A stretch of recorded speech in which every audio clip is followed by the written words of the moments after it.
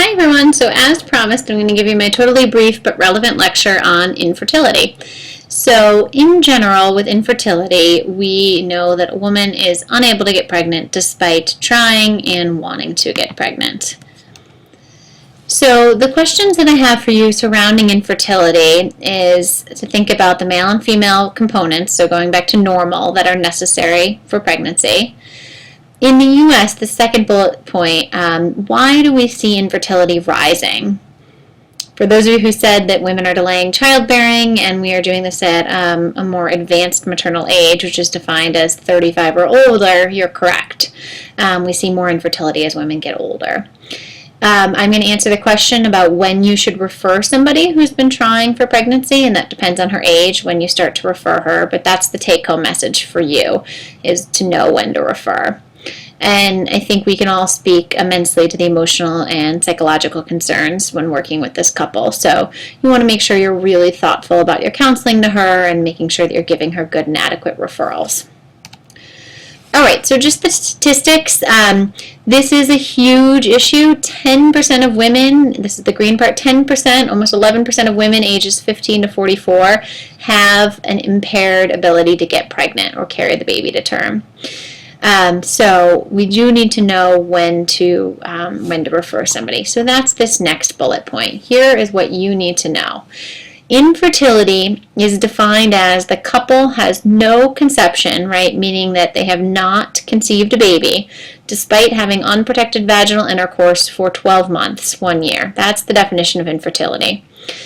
On average, just so you know, 80 to 85% of couples will get pregnant within the first year of trying and 5 to 10% within the second year of trying. So when do we start to worry? This is your take home. If your patient is greater than 35 years old, if she's actively been trying and, for lack of a better term, hitting the nail on the head, so meaning having sex when she's ovulating and she hasn't gotten pregnant after 6 months, you're going to refer her. Why at 35 are you referring after only 6 months?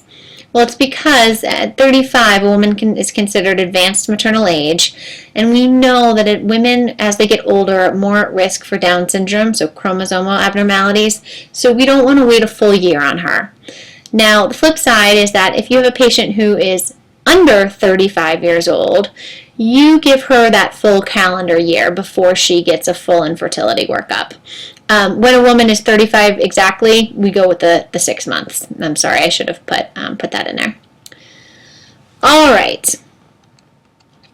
Common causes of female infertility is that she's not ovulating, that she has scarring in her fallopian tubes, and that can be from pelvic inflammatory disease, if you guessed that. Meaning that she's got scar. The last thing is she's got scar tissue in her uterus. She just can't hold the pregnancy. And if she has endometriosis, she has a harder time getting pregnant. Causes for male infertility are largely related to his sperm. So either there's not enough of them, they're abnormally shaped, he's got a good amount of sperm but they don't swim well, or he's not ejaculating well. For men, we do a semen analysis, and that's how we can tell if any of these things are going on. The man comes into the lab, ejaculates, and then that ejaculate is tested.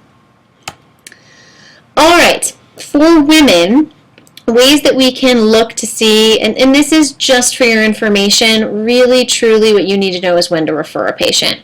So she can monitor her basal body temperature to see if she's ovulating. She can take charge and look at her cervical mucus to see if she's ovulating.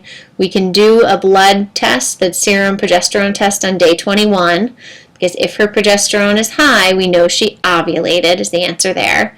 She can do an at-home ovulation predictor kit, so that's with the measuring LH at home with an over-the-counter test, so it measures her luteinizing hormone, and we can do blood work on her. If we think it's her uterus that is causing her infertility, these are just tests that I just want you to know in case your patient has had them. An HSG is we put dye, make sure that the tubes are patent. Hysteroscope is where we take a camera and look into the uterus. Laparoscopic surgery would be exactly what you know it to be, looking in the pelvic cavity for any issues. And then obviously if she's not getting a period, we can do the progesterone challenge test where she takes 10 milligrams of Provera, progesterone, and then we want to make sure she gets a bleed afterwards. So it's the same progesterone challenge you did for a woman who wasn't getting her periods. All right, men, often we will do the semen analysis on them. We also can do a postcoital test, so looking at the sperm in a woman's cervical mucus after she's had intercourse. We just take a swab and send it off for analysis. This, again, only if you're in women's health are you going to need this sort of an algorithm, but I wanted to share it with you of all the things that are on your radar if you're working with somebody with infertility. All right, so you, again, largely are not going to be prescribing these medications if you're not in women's health, so I just want you to be familiar with them in case your patient's on them. All right, so Clomid is highly, highly associated with multi-fetuses, so twins, triplets. Patients will typically take Clomid for 2 or 3 rounds, and if they're not getting pregnant with this medication, which is helping them to have follicles mature and helping them to ovulate, if they don't get pregnant in about 3 cycles of Clomid, we cease and desist. We don't do this indefinitely. Metformin, right, is FDA approved for type 2 diabetes, but it can be off-labeled use for polycystic ovarian syndrome patients. And the way that metformin can work with infertility, especially with our PCOS patients, is by correcting their underlying insulin sensitivity and issues surrounding polycystic ovarian syndrome, helping them lose weight. We can put the patient back into a normal state where she is again ovulating. All right, Parodel, I don't see used all that often, but it is another medication that can work to correct amenorrhea if a patient has it and help her to ovulate again. All right, so if the medications don't work, we can do in vitro. And again, just want you to be familiar with this stuff in case your patient has a history of any of these.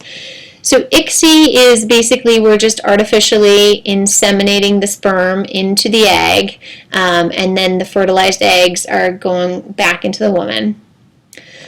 IVF is in vitro fertilization. The egg is harvested from the woman. The sperm is taken from the man's semen analysis.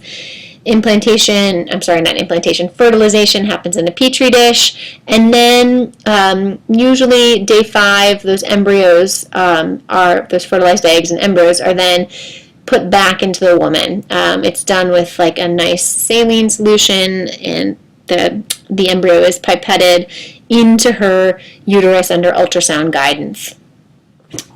So this is just an interesting fact. This patient, and pictured here, was the first baby ever born from IVF. So IVF is relatively new, 1978. And everyone wanted to know, when she goes to get pregnant, will she be able to? And actually she was. She had her own baby in 2006, and that child was conceived without IVF. She did fine. This is just showing you what happens during IVF. We give hormones to the mom to get her to ovulate. The retrieval process is painful. They go in with a needle and retrieve the egg, get the sperm sample, allow for fertilization to happen, and then put the fertilized egg or eggs back into the uterus.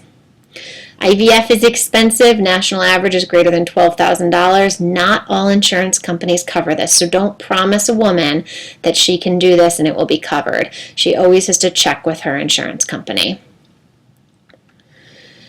Success rates, so the CDC says for women under 35, about 37% of them will have a live birth.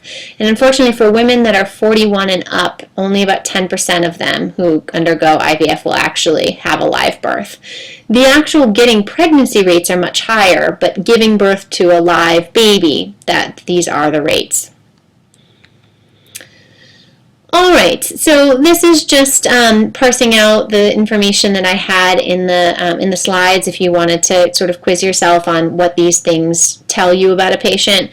But again, what you need to know here is when to refer a patient. So when is an issue after how many months of trying. And then other thoughts just to think about are, we talked about today, offering the patient the option that a pregnancy she can adopt, either if she herself is pregnant and it's an undesired pregnancy, or she is having infertility issues and wants a baby, she can adopt. And surrogate motherhood is an interesting thing. If we have time on Tuesday, we'll talk about this a little bit more. But surrogate is obviously a woman puts her fertilized egg into another woman, and that woman carries the pregnancy for her. This is often done for women who have, cervical issues that can't maintain a pregnancy, things like that. But we'll talk about that more on Tuesday. All right, and that's it. I promised it would be brief.